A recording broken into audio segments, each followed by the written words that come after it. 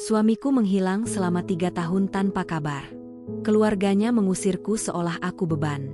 Aku berdiri di pinggir jalan, menggenggam tangan putriku, menunggu bus dengan hati kosong. Saat itulah sebuah mobil mewah berhenti mendadak di depanku. Tanteku turun, wajahnya tegang, lalu berbisik cepat. Cepat masuk, ku beritahu sesuatu yang penting. Sebelum mulai, yuk absen dulu di kolom komentar. Dari kota mana saja? Sobat Kisah? Jangan lupa like dan subscribe ya. Dukunganmu membuat channel ini terus berkembang dan bisa menyajikan cerita yang lebih seru. Terima kasih. Namaku Azizah. Aku menuliskan ini bukan sebagai pengakuan, bukan pula sebagai pembelaan. Aku menuliskannya sebagai cara terakhir agar aku tetap waras. 3 tahun telah berlalu sejak hari itu. Hari ketika suamiku pergi tanpa pesan, tanpa jejak, dan tanpa satupun alasan yang bisa kuterima dengan akal sehat.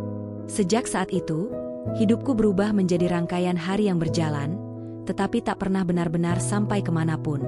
Aku masih ingat pagi itu dengan sangat jelas. Sejelas luka yang tak pernah sembuh. Udara terasa biasa saja. Matahari muncul dengan malas di balik awan, dan suara burung terdengar seperti hari-hari sebelumnya. Tidak ada firasat. Tidak ada pertanda. Tidak ada mimpi buruk yang datang lebih dulu untuk memperingatkanku. Yang ada hanyalah secangkir kopi yang mendingin di meja makan, dan satu sisi ranjang yang kosong ketika aku terbangun. Awalnya aku mengira suamiku hanya keluar sebentar. Ia sering pergi pagi-pagi untuk menenangkan pikiran. Katanya, berjalan tanpa tujuan membuatnya merasa hidup. Aku tidak curiga. Aku menunggu sambil merapikan rumah, menyiram tanaman, dan menyiapkan sarapan yang akhirnya tak pernah disentuh siapapun selain diriku sendiri. Jam berlalu. Pagi berubah menjadi siang. Siang berubah menjadi sore. Teleponku tak kunjung berdering. Pesan-pesanku tak pernah dibaca. Aku mulai merasakan sesuatu yang dingin merambat dari dada ke ujung jemari. Bukan panik, bukan takut. Lebih tepatnya, rasa kosong yang tiba-tiba membesar. Hari itu adalah awal dari segalanya. Sejak kepergiannya, hidupku seperti dipaksa berdiri di satu titik yang sama. Dunia terus bergerak, orang-orang terus menua, anak-anak tumbuh, kota berubah wajah.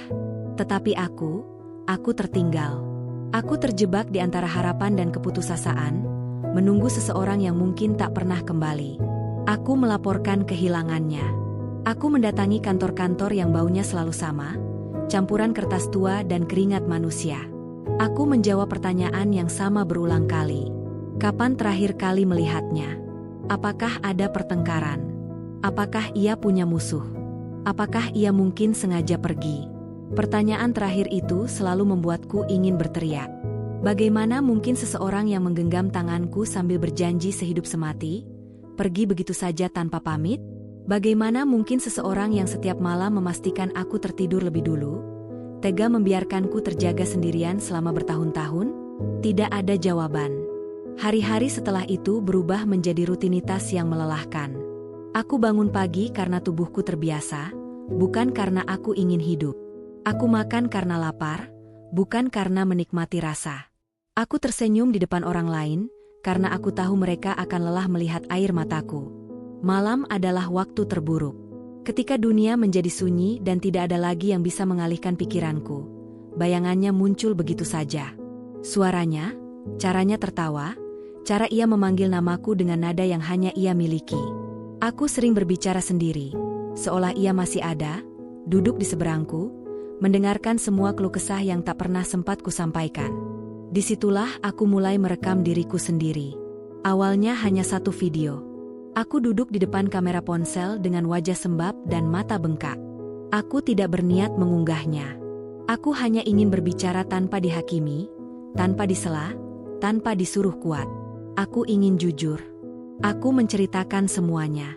Tentang kehilangan, tentang kebingungan, tentang rasa marah yang bercampur rindu, tentang cinta yang tidak tahu harus disalurkan kemana.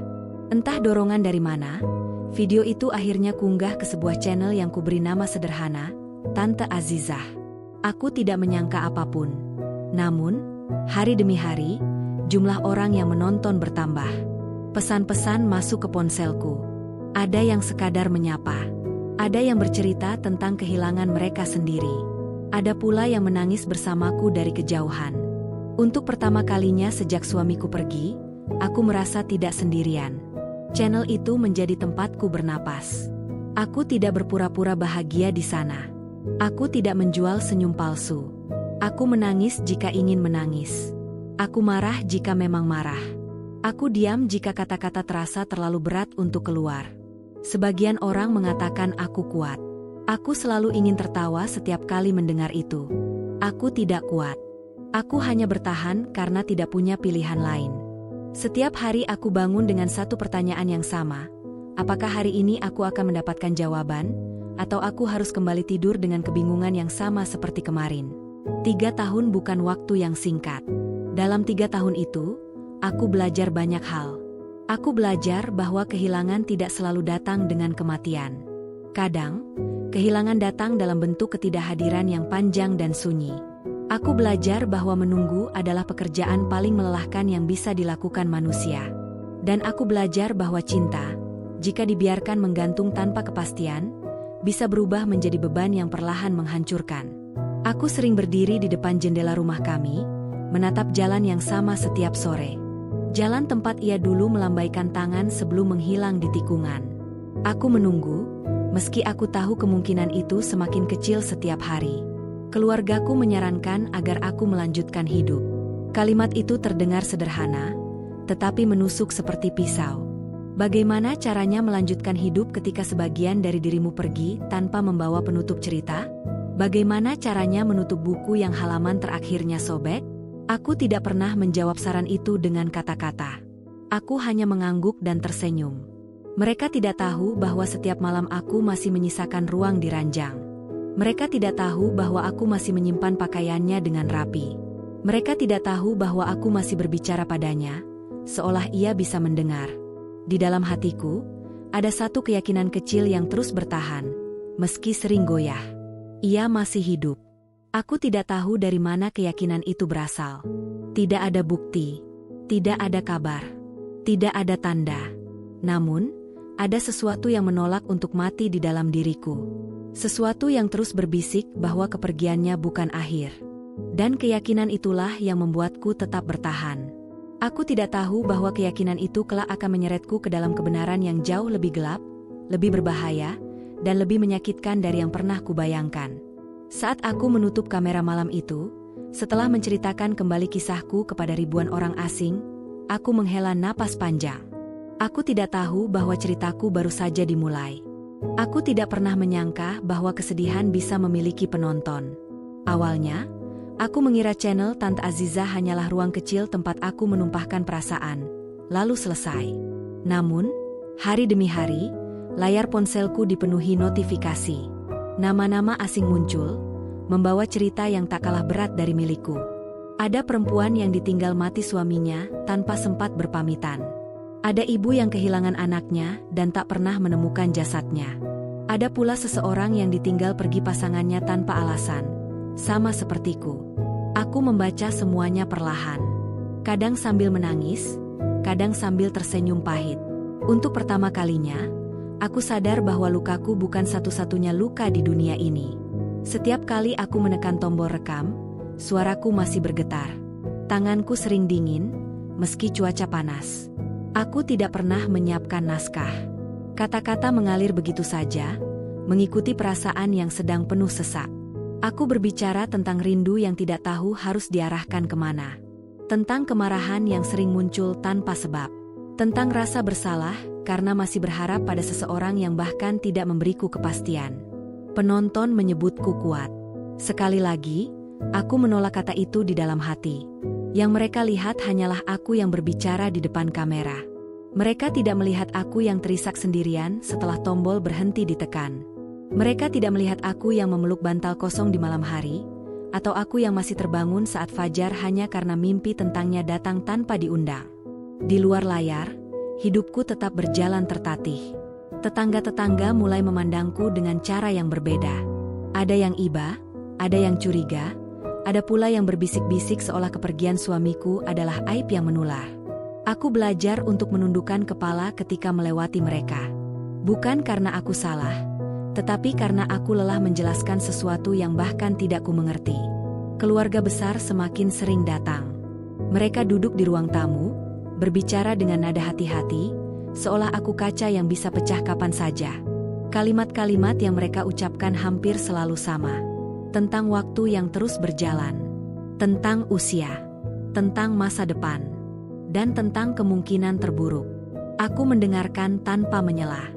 Aku tahu mereka tidak bermaksud jahat. Mereka hanya tidak tahu bagaimana rasanya hidup dalam ketidakpastian.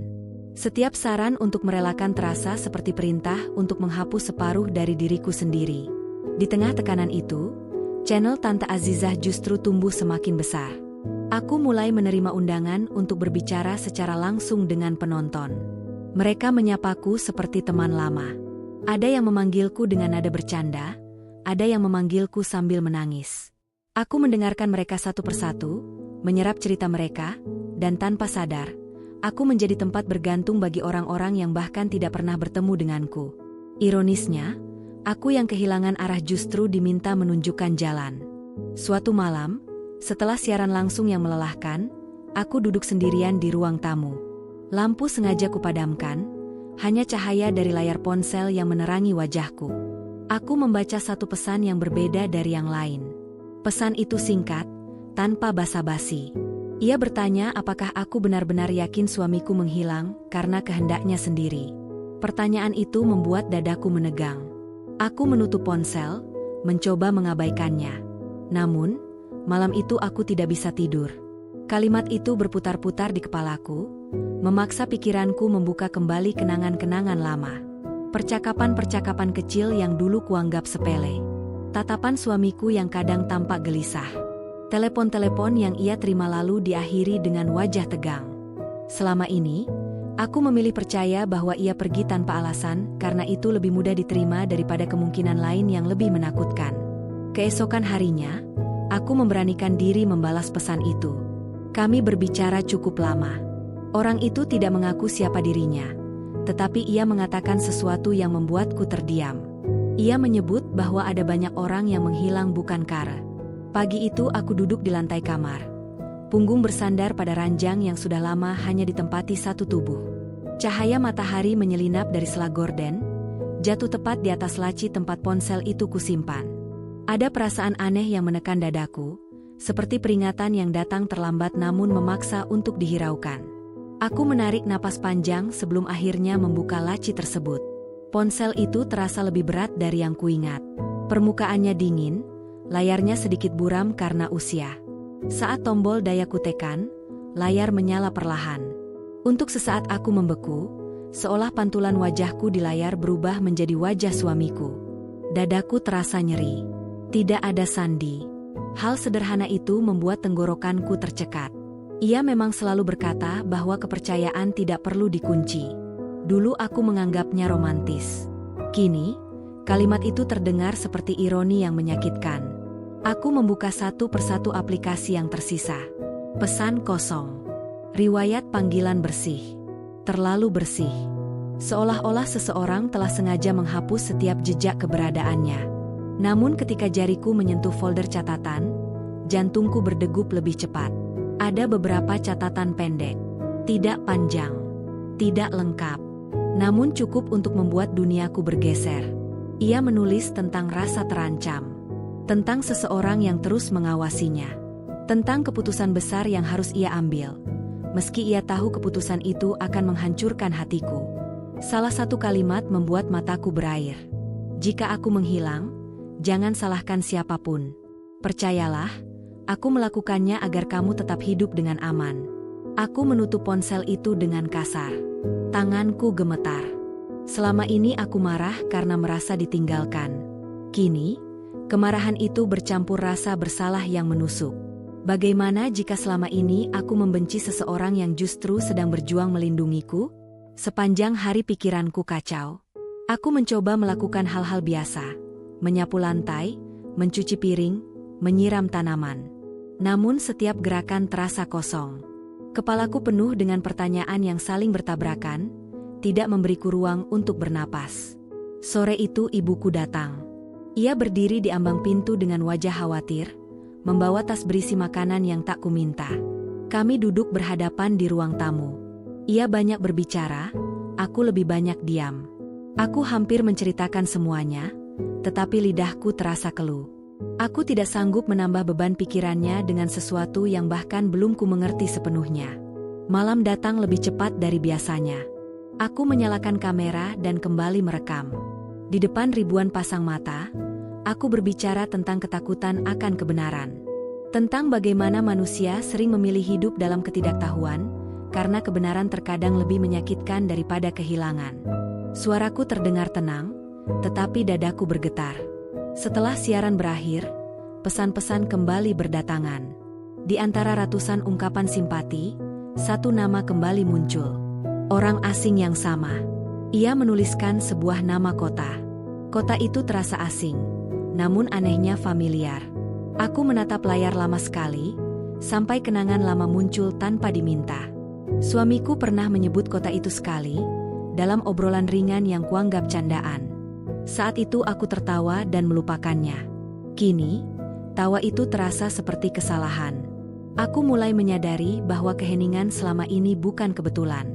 Ada tangan-tangan yang sengaja menghapus jejak, menyisakan aku dalam kebingungan yang rapi dan terencana. Dan tanpa kusadari, aku telah melangkah terlalu jauh untuk kembali ke hidup lamaku yang penuh penyangkalan. Malam itu aku berdiri di depan cermin, menatap wajahku sendiri. Perempuan yang menatap balik bukan lagi Azizah yang hanya menunggu.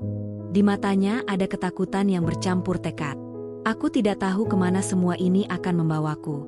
Namun satu hal menjadi jelas. Aku tidak lagi hanya seorang istri yang ditinggalkan. Aku kini adalah seseorang yang sedang mengikuti jejak. Dan jejak itu, cepat atau lambat, akan membawaku pada kebenaran yang selama ini disembunyikan dariku. Aku tidak langsung pergi ke kota yang disebutkan orang asing itu. Ada jarak yang harus kutempuh terlebih dahulu, bukan jarak geografis, melainkan jarak di dalam diriku sendiri. Setelah bertahun-tahun menunggu, tiba-tiba mengambil langkah terasa seperti pengkhianatan terhadap kesedihanku sendiri. Seolah dengan bergerak maju, aku mengakui bahwa hidup tidak berhenti hanya karena seseorang menghilang. Namun setiap kali aku mencoba kembali ke rutinitas lama, catatan di ponsel itu kembali terlintas di kepalaku. Kalimat-kalimat pendek suamiku seperti bayangan yang mengikutiku kemanapun aku pergi. Ia tidak menuliskannya untuk membuatku menangis. Ia menuliskannya agar aku mengerti. Dan aku mulai mengerti satu hal. Jika aku tetap diam, aku tidak hanya kehilangan dirinya, aku juga akan kehilangan diriku sendiri. Langkah pertamaku sederhana.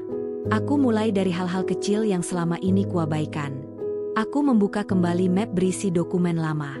Tiket perjalanan yang belum pernah kupedulikan.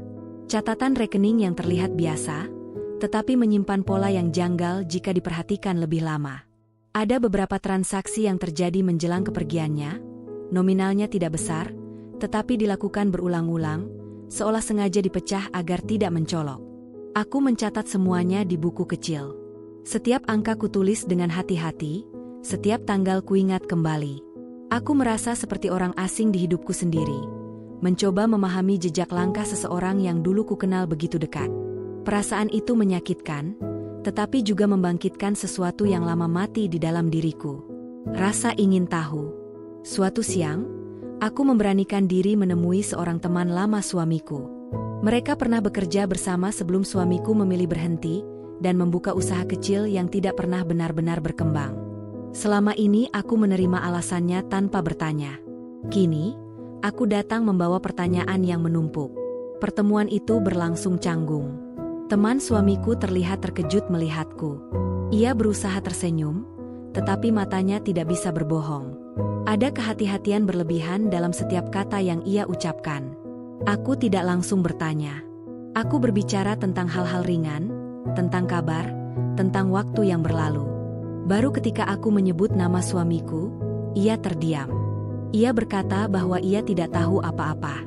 Kalimat itu terdengar terlalu cepat keluar dari mulutnya, seperti jawaban yang sudah lama disiapkan. Aku tidak memaksanya. Aku hanya menatapnya, berharap kejujuran muncul dengan sendirinya. Sebelum aku pergi, ia akhirnya berkata pelan. Ia menyarankan agar aku berhenti mencari. Kalimat itu membuatku merinding. Orang yang tidak tahu apa-apa tidak akan pernah meminta seseorang berhenti mencari. Permintaan itu bukan bentuk kepedulian, melainkan peringatan. Aku pulang dengan langkah gontai, tetapi pikiranku justru semakin jernih. Ada sesuatu yang disembunyikan. Malam itu aku tidak menyalakan kamera. Untuk pertama kalinya sejak lama, aku memilih diam di hadapan penontonku. Aku duduk di ruang gelap, memandangi dinding, menyusun rencana sederhana yang mungkin akan mengubah hidupku selamanya. Aku kembali menghubungi orang asing itu. Aku bertanya mengapa ia tahu tentang kota tersebut. Balasannya datang lama setelah itu. Ia menulis bahwa ia pernah kehilangan seseorang dengan cara yang sama. Bahwa ia juga pernah diberi pilihan antara mencari kebenaran atau tetap aman dalam ketidaktahuan. Ia memilih mencari. Dan pilihan itu hampir menghancurkan hidupnya. Pesan itu membuat perutku terasa melilit. Untuk sesaat aku ingin mundur. Ingin menutup semua pintu yang baru saja kubuka. Tetapi bayangan wajah suamiku kembali muncul. Tatapan mata yang seolah memohon agar aku tidak berhenti di tengah jalan. Keesokan paginya, aku membuat keputusan. Aku mengambil sebagian tabungan yang selama ini kusimpan untuk keadaan darurat. Aku membeli tiket perjalanan menuju kota yang disebutkan orang asing itu. Tanganku gemetar saat melakukan pembayaran, bukan karena ragu, tetapi karena aku tahu, setelah ini tidak akan ada jalan kembali. Aku berdiri lama di depan pintu rumah sebelum berangkat. Rumah itu menyimpan terlalu banyak kenangan. Setiap sudutnya adalah saksi bisu penantianku selama bertahun-tahun. Aku mengelus gagang pintu, seolah berpamitan pada diriku yang lama. Saat aku melangkah keluar, udara terasa berbeda. Aku belum tahu apa yang akan kutemukan di sana. Aku belum tahu apakah langkah ini akan membawaku pada kebahagiaan atau kehancuran. Namun untuk pertama kalinya sejak suamiku menghilang, aku tidak lagi berdiri diam. Aku melangkah. Dan langkah pertama itu akan membawaku semakin dekat pada rahasia besar yang selama ini tersembunyi, rahasia yang kelak akan memaksaku memilih antara cinta, keselamatan, dan kebenaran. Perjalanan menuju kota itu terasa lebih panjang dari jarak sebenarnya. Aku duduk di kursi dekat jendela, menatap pemandangan yang terus berubah, tetapi pikiranku tertinggal jauh di belakang. Setiap kilometer yang kulewati seperti menjauhkan aku dari Azizah yang lama, dan mendekatkanku pada seseorang yang belum sepenuhnya ku kenal. Kota itu menyambutku dengan udara lembab dan hiruk-pikuk yang tidak ramah. Bangunan-bangunan tua berdiri berdampingan dengan gedung baru yang menjulang, seolah masa lalu dan masa kini saling bertabrakan tanpa pernah benar-benar menyatu. Aku menarik napas dalam-dalam, mencoba menenangkan jantung yang berdegup terlalu cepat. Aku menginap di penginapan kecil dekat pusat kota. Pemiliknya seorang perempuan paruh baya dengan tatapan tajam. Ia menatapku sedikit lebih lama saat aku menyebutkan namaku, lalu tersenyum tipis seolah menyembunyikan sesuatu. Aku menganggapnya perasaanku saja, hasil dari pikiran yang terlalu penuh. Malam pertama kulewati tanpa tidur. Setiap suara dari luar kamar membuatku terbangun. Langkah kaki di lorong, pintu yang terbuka, suara kendaraan yang melintas. Kota ini terasa hidup dengan cara yang membuatku tidak nyaman. Seolah ada banyak mata yang terbuka bahkan ketika aku memejamkan mata. Pagi harinya, aku mulai mencari informasi. Aku berjalan menyusuri jalan-jalan sempit, bertanya pada orang-orang dengan alasan yang kubuat seolah spontan. Aku menyebutkan nama suamiku dengan hati-hati, tidak lengkap, tidak jelas. Sebagian besar hanya menggeleng, sebagian lain berpura-pura tidak mendengar. Namun ada satu reaksi yang membuatku berhenti. Seorang lelaki tua di warung kopi menatapku lama ketika aku menyebutkan ciri-ciri suamiku. Tangannya berhenti mengaduk minuman. Wajahnya mengeras, lalu ia menunduk, seolah takut pada sesuatu yang berdiri di belakangku. Ia tidak menjawab pertanyaanku. Ia hanya berkata agar aku segera meninggalkan kota itu jika aku menyayangi hidupku. Kata-kata itu menempel di kepalaku sepanjang hari. Aku kembali ke penginapan dengan langkah cepat. Di dalam kamar, aku mendapati tas yang kutinggalkan dalam keadaan sedikit berbeda. Tidak berantakan, tidak rusak, hanya resleting yang tidak sepenuhnya tertutup. Dadaku langsung sesak. Tidak ada barang yang hilang. Namun pesan itu jelas. Aku tidak sendirian. Malamnya, ponselku bergetar. Pesan dari orang asing itu muncul kembali. Ia bertanya apakah aku sudah sampai. Aku menjawab singkat, menahan dorongan untuk menceritakan semuanya. Balasannya datang cepat, terlalu cepat. Ia memintaku berhati-hati.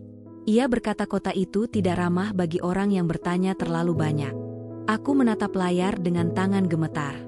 Bagaimana ia tahu aku sedang bertanya-tanya? Pertanyaan itu tidak sempat kujawab, karena ketukan keras terdengar di pintu kamar. Aku membeku. Ketukan itu terdengar lagi, lebih pelan kali ini, namun justru terasa lebih mengancam. Aku mendekat perlahan, menahan napas, mengintip dari lubang kecil di pintu. Tidak ada siapapun. Namun saat aku membuka pintu sedikit, sebuah amplop coklat tergeletak di lantai. Tanganku gemetar saat mengambilnya.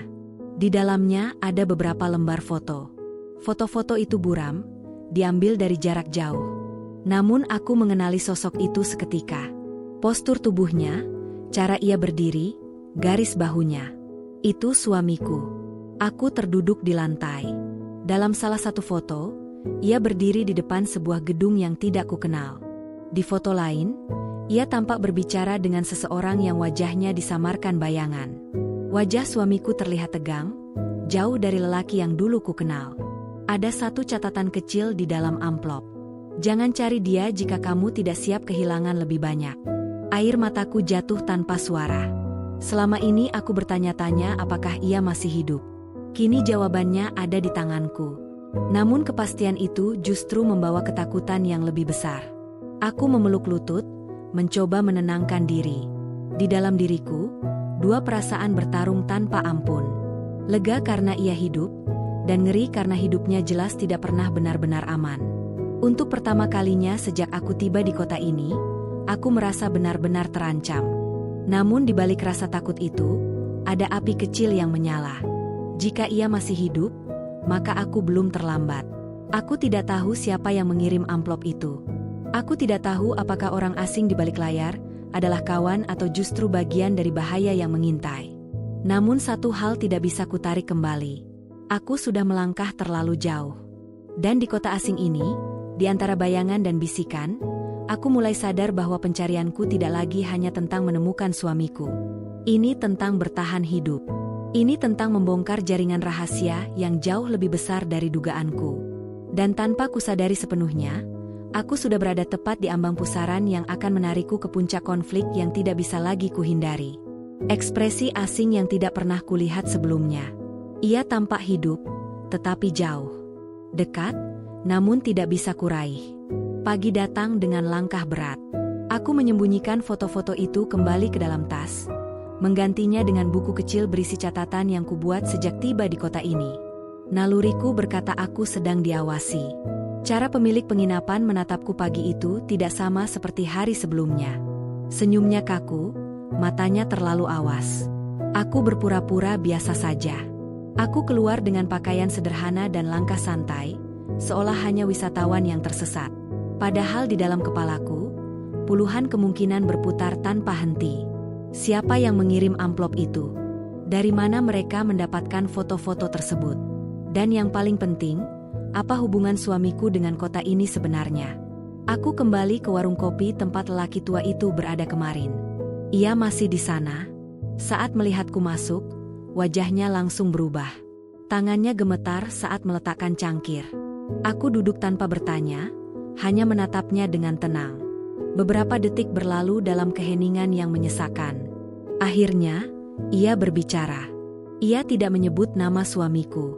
Ia hanya berkata bahwa ada orang-orang yang hidup dengan banyak nama. Mereka datang dan pergi membawa wajah berbeda, tetapi tujuan yang sama. Uang, kekuasaan, dan keselamatan diri sendiri. Aku menelan ludah. Lelaki tua itu berkata bahwa orang yang kucari bukan sekadar orang yang bersembunyi. Ia adalah bagian dari jaringan yang lebih besar, jaringan yang tidak memberi jalan keluar dengan mudah. Sekali masuk, hidup tidak lagi menjadi milik sendiri. Aku bertanya apakah suamiku berbahaya. Ia menggeleng pelan. Yang berbahaya bukan orangnya, katanya, melainkan informasi yang ia miliki. Kalimat itu membuat kakiku lemas. Aku keluar dari warung dengan kepala pening. Dunia terasa berputar terlalu cepat. Selama ini aku mengenal suamiku sebagai lelaki sederhana, penuh perhatian, dan tidak pernah tertarik pada hal-hal gelap. Kini, potongan-potongan baru memaksaku melihat sosok yang sama sekali berbeda. Di jalan, aku merasa diikuti. Langkah kaki terdengar terlalu selaras dengan langkahku. Ketika aku berhenti, suara itu ikut berhenti. Ketika aku berbelok, bayangan di etalase ikut bergerak. Jantungku berdegup kencang, tetapi aku tidak berlari. Aku tahu berlari hanya akan membuatku terlihat bersalah. Aku masuk ke sebuah toko kecil dan berpura-pura melihat-lihat barang. Dari pantulan kaca, aku melihat seorang pria berdiri tidak jauh dariku. Wajahnya datar, pakaiannya biasa. Namun tatapannya tajam, mengamati setiap gerakanku. Aku menunduk, berpura-pura tidak sadar, lalu keluar dari toko dengan langkah cepat. Begitu aku sampai di penginapan, ponselku bergetar. Pesan dari orang asing itu.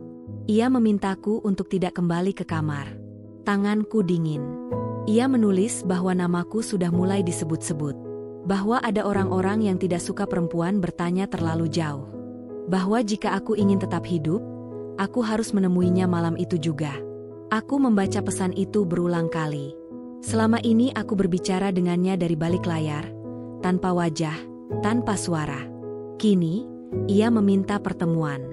Naluriku berteriak agar aku menolak. Namun naluri lain, yang lebih keras, memaksaku untuk pergi. Aku meninggalkan penginapan tanpa membawa apapun selain tas kecil. Pertemuan itu terjadi di tempat parkir bawah tanah sebuah gedung tua. Lampu redup, udara lembab, dan bau logam memenuhi ruang sempit itu. Aku melangkah perlahan, menahan gemetar di lutut. Sosok itu muncul dari balik pilar. Ia bukan seperti yang kubayangkan. Usianya lebih muda, wajahnya lelah, matanya menyimpan kewaspadaan yang tidak pernah benar-benar padam. Ia menyebut namaku dengan suara pelan, seolah takut ada yang mendengar. Ia mengatakan bahwa suamiku tidak menggunakan nama aslinya di kota ini. Nama yang ia sebut asing di telingaku. Ia menjelaskan bahwa suamiku pernah mencoba keluar dari jaringan itu, membawa informasi yang bisa menjatuhkan banyak orang. Namun keluar bukan pilihan yang dibiarkan hidup tenang. Satu-satunya cara adalah menghilang, memutus semua ikatan, termasuk denganku. Air mataku jatuh. Ia berkata bahwa alasan suamiku tidak pernah menghubungiku bukan karena tidak ingin, melainkan karena setiap pesan bisa menjadi petunjuk yang membawaku ke bahaya. Aku merasa marah. Marah karena ditinggalkan. Marah karena dibohongi. Marah karena dilindungi tanpa persetujuanku. Namun di balik amarah itu, ada sesuatu yang lebih menyakitkan. Cinta. Ia masih mencintaiku, kata orang itu. Dan cinta itulah yang membuatnya bertahan hidup sejauh ini. Pertemuan itu berakhir tanpa janji. Ia hanya berkata bahwa aku kini berada di persimpangan berbahaya. Jika aku melanjutkan, tidak hanya hidupku yang terancam, tetapi juga nyawa suamiku. Aku pulang dengan kepala penuh dan hati hancur. Babak ini mengubah segalanya. Aku tidak lagi mencari seseorang yang hilang. Aku sedang berhadapan dengan jaringan kejahatan yang nyata, terorganisir, dan mematikan. Dan di tengah semua itu, aku harus memutuskan.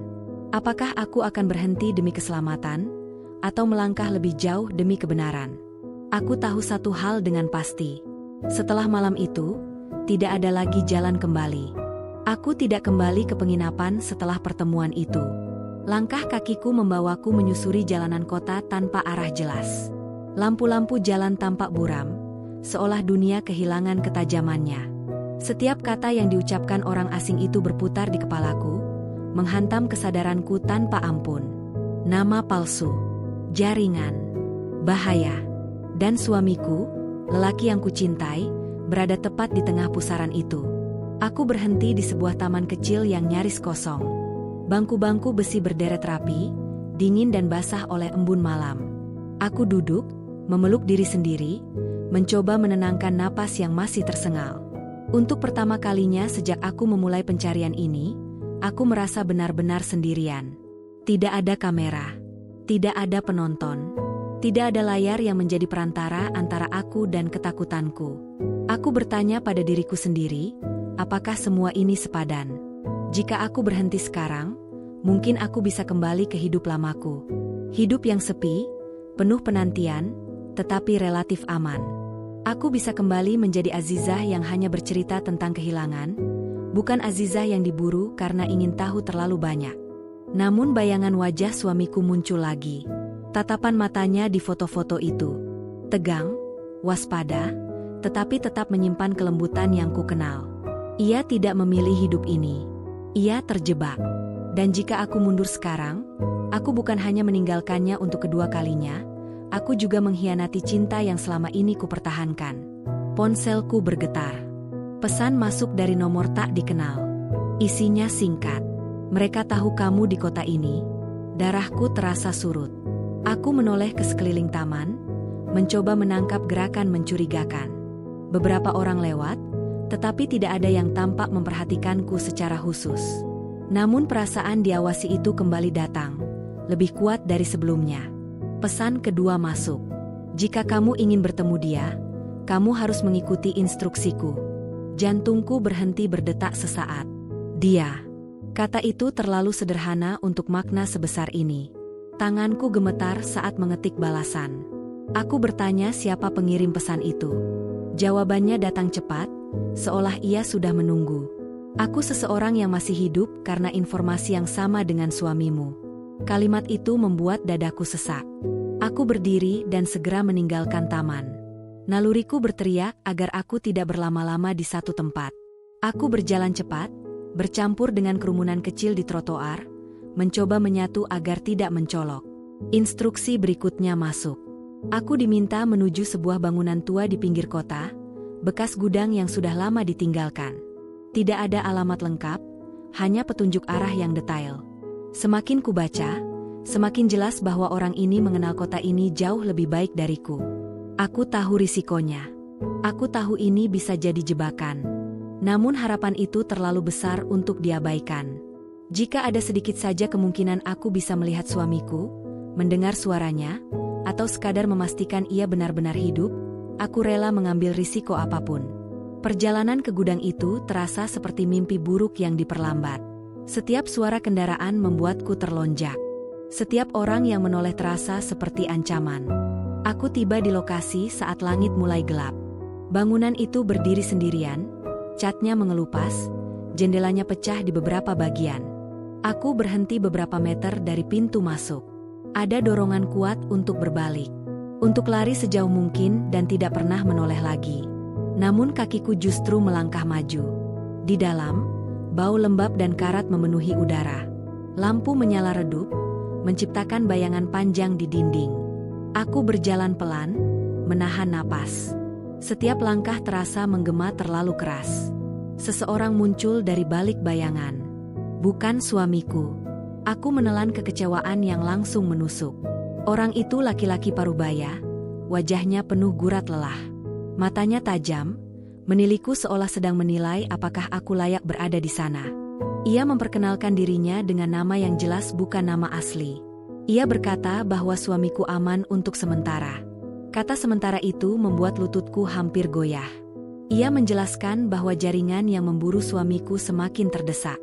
Banyak rahasia yang mulai bocor, banyak pihak yang panik. Dalam situasi seperti ini, siapapun yang dianggap mata rantai terlemah akan disingkirkan. Dan menurut mereka, aku adalah mata rantai itu. Aku tertawa getir. Aku tidak pernah meminta terlibat. Aku hanya seorang istri yang mencari suaminya. Namun di mata mereka, aku ancaman yang harus dikendalikan. Lelaki itu berkata bahwa aku memiliki dua pilihan. Pertama, aku kembali ke rumah, menutup semua channel, berhenti mencari, dan berpura-pura tidak pernah tahu apapun. Dengan begitu, suamiku mungkin bisa terus bersembunyi lebih lama. Pilihan kedua, aku bekerja sama dengan mereka. Aku menjadi umpan. Kata itu menggantung di udara, berat dan kejam. Ia ingin aku tetap muncul di publik, tetap bercerita, tetap menarik perhatian. Bukan hanya penonton biasa, tetapi juga orang-orang yang selama ini bersembunyi di balik bayangan. Dengan caraku yang polos dan emosional, aku dianggap bisa memancing mereka keluar. Aku merasa mual. Selama ini aku berbagi luka untuk bertahan hidup. Kini, lukaku ingin dijadikan alat. Aku bertanya apa jaminannya. Ia menatapku lama sebelum menjawab.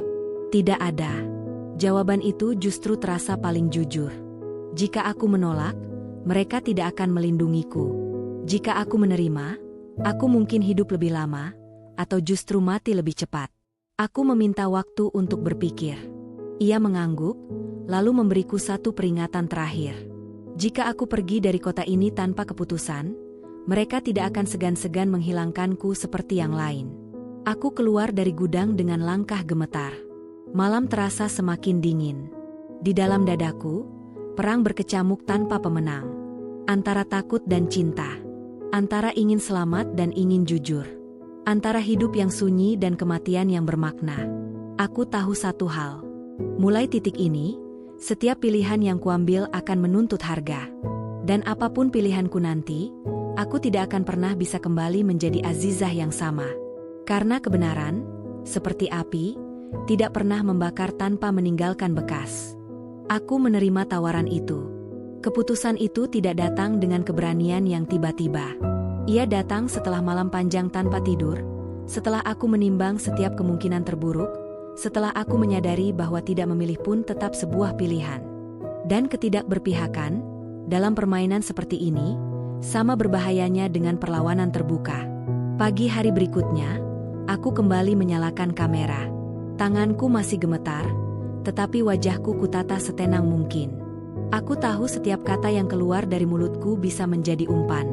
Setiap jeda napas, setiap getar suara, bisa dibaca oleh orang-orang yang menonton bukan untuk berempati, melainkan untuk memastikan apakah aku ancaman. Aku bercerita tentang mimpi, tentang seseorang yang kucintai, yang hidup dengan nama lain, di tempat yang tidak pernah kubayangkan. Aku tidak menyebut kota. Aku tidak menyebut jaringan. Aku hanya berbicara tentang perasaan seorang istri yang sadar bahwa cintanya selama ini berjalan di lorong gelap. Komentar meledak. Sebagian penonton menangis bersamaku. Sebagian lain bertanya-tanya. Namun di balik itu semua, ada mata-mata yang kuharap menangkap sinyal yang kusembunyikan. Aku mengakhiri siaran dengan satu kalimat yang sudah kususun bersama lelaki dari gudang itu. Aku berkata bahwa aku tidak akan berhenti mencari. Dan jika seseorang ingin aku diam, mereka harus datang sendiri. Setelah siaran itu berakhir, ponselku tidak berhenti bergetar. Pesan masuk bertubi-tubi, sebagian dari penonton, sebagian dari nomor tak dikenal. Ada yang memintaku berhenti. Ada yang mengancam. Ada pula yang menawarkan bantuan dengan nada yang terlalu manis untuk dipercaya. Lelaki dari gudang itu menghubungiku. Ia berkata umpan itu berhasil. Ada pergerakan. Sore harinya, aku diminta berpindah tempat. Mereka tidak ingin aku kembali ke penginapan lama. Aku dibawa ke sebuah apartemen kecil yang lokasinya dirahasiakan. Di sana, aku diminta menyerahkan ponsel pribadiku dan hanya menggunakan satu perangkat yang sudah mereka siapkan. Aku merasa kehilangan kendali. Setiap pesan yang kukirim, setiap panggilan yang kuterima, kini disaring. Aku tidak lagi sepenuhnya bebas. Namun inilah harga yang harus kubayar untuk tetap hidup dan, mungkin, untuk mendekati suamiku. Malam itu, sesuatu yang tidak kuduga terjadi. Aku menerima panggilan suara. Nomor itu tidak tersimpan. Tidak ada nama. Hanya getaran pendek yang membuat jantungku hampir melompat keluar dari dada. Aku menatap layar lama sekali sebelum akhirnya mengangkatnya. Tidak ada suara selama beberapa detik. Lalu aku mendengarnya. Suara yang kukenal lebih dari suara manapun di dunia ini. Azizah.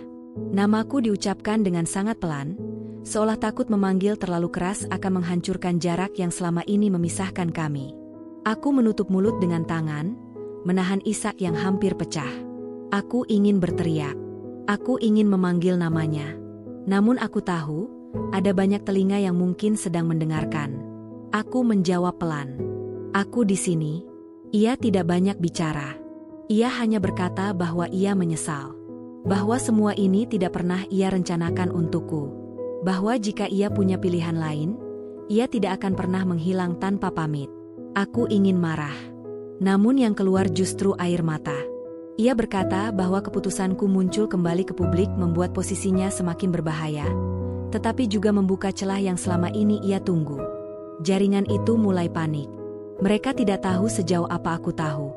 Dan ketidaktahuan itu membuat mereka ceroboh. Aku bertanya di mana dia. Ia tidak menjawab. Sebagai gantinya, ia memberiku satu peringatan. Jika dalam beberapa hari ke depan aku diminta melakukan sesuatu yang terasa terlalu berisiko, aku harus menolak. Apapun yang terjadi, ia lebih memilih aku membencinya seumur hidup daripada kehilangan aku selamanya. Panggilan itu terputus. Aku terduduk lemas. Untuk pertama kalinya sejak 3 tahun lalu, aku tahu ia hidup bukan dari foto, bukan dari cerita orang lain, melainkan dari suaranya sendiri. Kepastian itu seharusnya menenangkanku. Namun yang kurasakan justru ketakutan yang jauh lebih besar. Karena kini, aku tahu ia benar-benar dekat. Dan ketika sesuatu sudah terlalu dekat, kehilangan kembali menjadi kemungkinan yang nyata. Beberapa jam setelah panggilan itu, rencana berubah. Lelaki dari gudang itu datang dengan wajah tegang. Ia berkata ada kebocoran. Seseorang dari dalam mencoba menjual informasi tentangku. Keamanan apartemen ini tidak lagi terjamin. Aku harus dipindahkan lagi. Dalam kekacauan itu, aku menyadari satu hal yang selama ini kuabaikan. Aku bukan satu-satunya yang memakai topeng. Orang-orang yang mengaku melindungiku juga bermain di wilayah abu-abu. Kepentingan mereka tidak selalu sejalan dengan keselamatanku. Dan di tengah jaringan kebohongan ini, kebenaran menjadi barang paling mahal. Saat mobil melaju menembus malam, aku menatap lampu kota yang berkelebat di luar jendela. Aku tidak lagi tahu siapa kawan, siapa lawan. Namun satu hal menjadi jelas. Permainan ini telah mencapai titik didih. Topeng-topeng mulai jatuh. Dan di babak berikutnya, tidak semua orang akan keluar hidup-hidup. Mobil itu berhenti tanpa suara di sebuah kawasan yang bahkan tidak bisa kusebut sebagai kota. Bangunan-bangunan rendah berdiri berjauhan. Sebagian kosong, sebagian lain tampak dihuni oleh orang-orang yang memilih tidak banyak bertanya. Udara di tempat itu kering dan dingin, menusuk sampai ke tulang. Aku diturunkan tanpa penjelasan panjang, hanya satu kalimat singkat. Disinilah kamu aman untuk sementara. Kata sementara kini terasa seperti kutukan. Aku dibawa ke sebuah rumah kecil dengan dinding kusam dan jendela berterali. Di dalamnya hanya ada perabotan dasar, kasur tipis, meja kayu, dan lampu gantung yang cahayanya redup. Tidak ada sentuhan rumah. Tidak ada rasa pulang. Malam pertama di tempat itu kulewati tanpa tidur. Setiap bunyi membuatku terbangun. Setiap bayangan di sudut ruangan terasa hidup. Kepalaku penuh dengan potongan informasi yang belum sepenuhnya kupahami. Tentang jaringan yang saling mengkhianati. Tentang orang-orang yang memakai nama palsu seolah mengganti identitas adalah hal biasa. Tentang suamiku yang hidup di antara mereka, bertahan dengan cara yang mungkin bahkan tidak bisa kubayangkan. Pagi hari datang tanpa kehangatan. Aku duduk di tepi kasur, memandangi tanganku sendiri. Aku bertanya, sejak kapan hidupku berubah menjadi seperti ini? Sejak kapan aku berhenti menjadi seorang istri biasa dan berubah menjadi variabel dalam perhitungan orang-orang berbahaya? Jawabannya tidak jelas. Namun satu hal pasti, aku tidak bisa mundur lagi. Lelaki dari gudang itu datang siang hari. Wajahnya tampak lebih tua dari terakhir kali kulihat. Matanya menyimpan kelelahan yang sama denganku. Ia berkata bahwa situasi semakin buruk. Ada pihak yang tertangkap, ada yang melarikan diri, dan ada pula yang memilih mengorbankan orang lain demi menyelamatkan diri. Suamiku termasuk target prioritas. Kata-kata itu membuat dadaku terasa diremas. Ia menjelaskan bahwa jaringan itu kini terbelah. Sebagian ingin menutup semua jejak, termasuk orang-orang yang dianggap terlalu tahu. Sebagian lain ingin menjual informasi untuk keuntungan pribadi. Dalam kekacauan itu, nama suamiku muncul terlalu sering. Aku bertanya apa peranku sekarang. Ia terdiam lama sebelum menjawab. Kamu harus menghilang. Ironis. Aku yang selama ini mencari orang hilang, kini diminta menjadi orang yang menghilang. Ia mengatakan bahwa kehadiranku di publik justru mempercepat pergerakan musuh. Jika aku lenyap tanpa jejak, perhatian akan bergeser. Mereka akan mengira aku sudah diamankan atau disingkirkan. Dalam kekosongan itulah, operasi penyelamatan bisa dilakukan. Aku mengerti logikanya. Namun hatiku memberontak. Aku lelah menghilang. Aku lelah ditinggalkan tanpa penjelasan. Aku tidak ingin mengulang siklus yang sama, meski kali ini dengan alasan yang berbeda. Namun ketika ia menyebut satu hal, perlawanan itu runtuh. Suamimu meminta ini.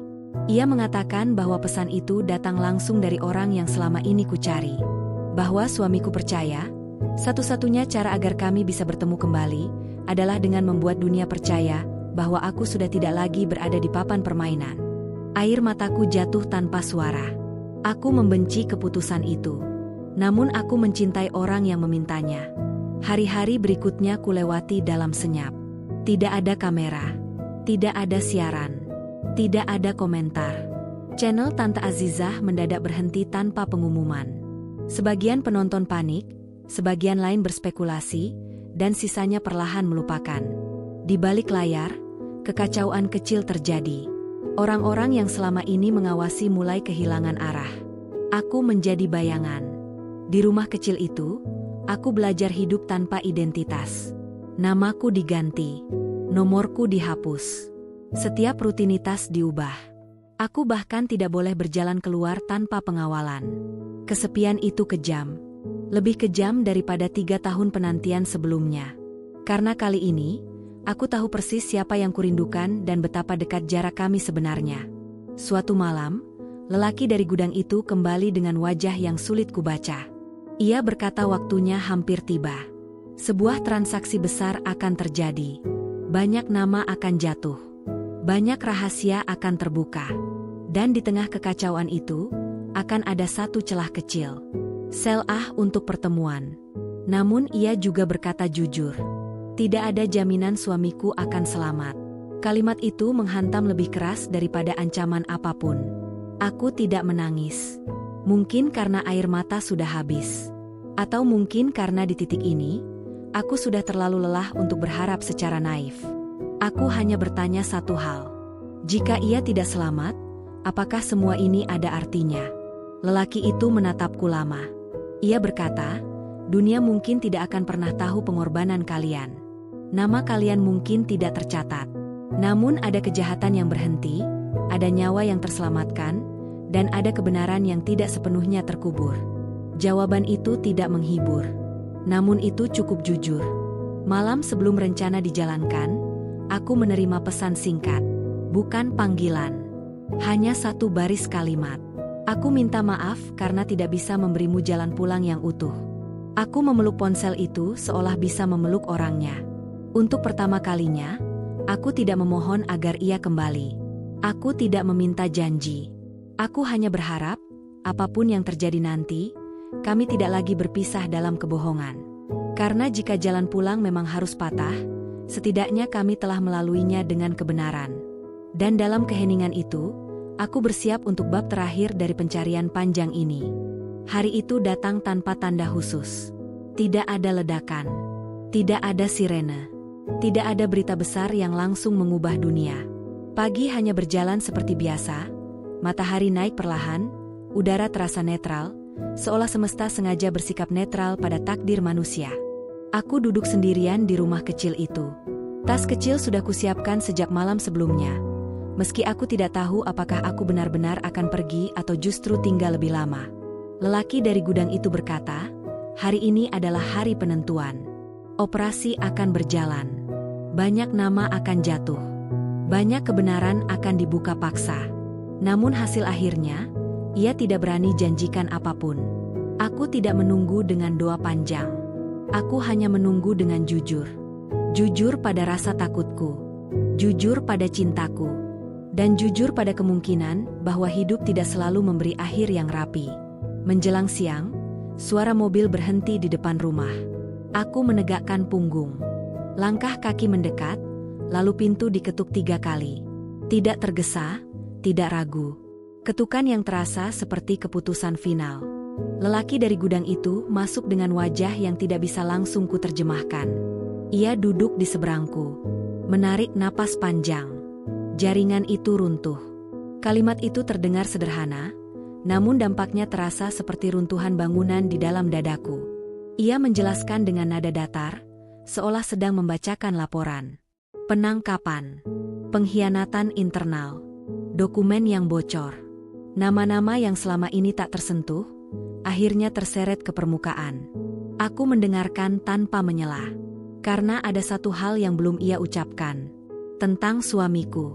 Aku menunggu sampai ia mengangkat wajahnya dan menatapku langsung. Ia selamat. Kata itu membuat kepalaku berdengung. Namun ia belum bebas. Suamiku terluka, tetapi hidup. Ia diamankan di tempat yang tidak bisa sembarang disebut. Statusnya tidak jelas. Antara saksi, aset, dan orang yang masih harus membayar dosa masa lalu meski ia tidak sepenuhnya memilihnya. Aku mengangguk pelan.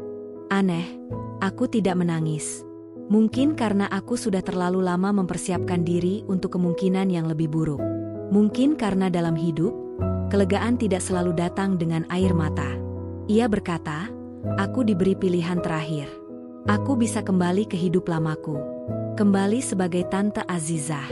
Kembali ke layar, ke cerita, ke penonton yang selama ini menungguku tanpa tahu apa yang sebenarnya terjadi. Aku bisa membangun ulang hidup dari puing-puing yang tersisa, dengan versi kebenaran yang sudah disaring demi keselamatan. Atau, aku bisa benar-benar menghilang. Mengganti nama, mengganti kota, mengganti masa depan. Dan menunggu hari ketika aku dan suamiku bisa bertemu kembali sebagai dua orang asing yang saling mengenal tanpa publik, tanpa kamera, tanpa bahaya yang terus mengintai. Pilihan itu tidak adil. Namun hidup memang jarang adil. Aku meminta waktu sebentar. Lelaki itu keluar, meninggalkanku sendirian dengan pikiranku sendiri. Aku berdiri di dekat jendela, menatap jalanan sepi. Aku membayangkan diriku kembali duduk di depan kamera, menyapa orang-orang yang selama ini menemani kesedihanku. Aku membayangkan ribuan pesan masuk, empati, doa, dan harapan. Namun aku juga membayangkan hidup yang sunyi. Pagi tanpa penonton. Malam tanpa ancaman. Cinta yang tidak perlu dibagi dengan dunia. Aku teringat pesan terakhir suamiku. Tentang jalan pulang yang tidak utuh. Dan di titik itu, aku akhirnya mengerti. Pulang bukan selalu tentang kembali ke tempat lama. Pulang adalah tentang berhenti bersembunyi dari kebenaran. Ketika lelaki itu kembali, aku sudah tahu jawabanku. Aku memilih pergi. Bukan karena aku takut pada dunia, tetapi karena aku ingin menyelamatkan sesuatu yang tersisa dari kami. Aku ingin cinta kami hidup, meski tidak disaksikan siapapun. Beberapa hari kemudian, aku meninggalkan tempat itu dengan identitas baru. Tidak ada perpisahan dramatis. Tidak ada pelukan panjang. Hanya satu pesan singkat yang kukirim ke satu-satunya tempat yang pernah menjadi rumahku di dunia digital. Terima kasih sudah mendengarkan ceritaku. Jika suatu hari aku tidak lagi bercerita, bukan karena aku lupa, tetapi karena aku akhirnya belajar hidup. Channel Tante Azizah resmi berhenti. Sebagian orang bersedih. Sebagian kecewa. Sebagian lain perlahan melupakan. Dan itu tidak apa-apa. Beberapa bulan kemudian, di sebuah kota kecil yang tidak tercatat dalam ingatan siapapun, aku duduk di sebuah kafe sederhana. Pintu terbuka. Seorang pria masuk. Langkahnya sedikit pincang. Matanya menatap sekeliling sebelum akhirnya bertemu dengan mataku. Kami saling diam. Tidak ada air mata. Tidak ada pelukan tergesa. Hanya senyum kecil yang lahir dari kelelahan panjang. Ia duduk di hadapanku. Aku berkata namanya dengan pelan. Ia menyebut namaku dengan suara yang sama seperti di telepon malam itu. Kami akhirnya pulang. Tidak ke rumah lama.